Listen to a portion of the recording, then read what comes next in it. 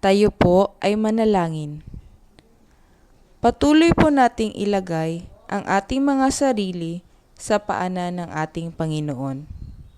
Sa ngalan ng Ama, ng Anak, at Espiritu Santo. Amen. Panginoon, pinupuri ka namin at dinadakila. Diyos naming Ama na makapangyarihan sa lahat. Salamat po sa hapong ito sa paggabay sa bawat araw na nagdaan at sa mga araw na darating.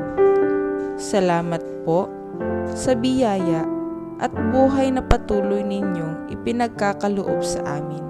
Punuin niyo po ang bawat isa ng pagmamahal at katapatan sa paglilingkod sa iyo, sa kapwa at sa aming bayan.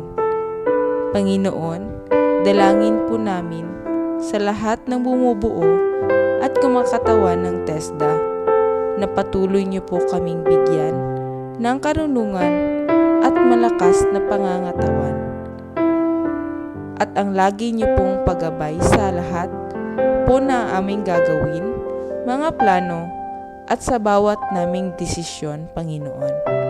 Alay po namin sa inyo ang katagumpayan ng TESDA at ng bawat isa.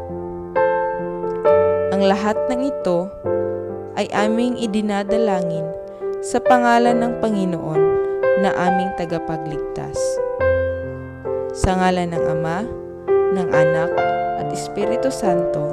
Amen.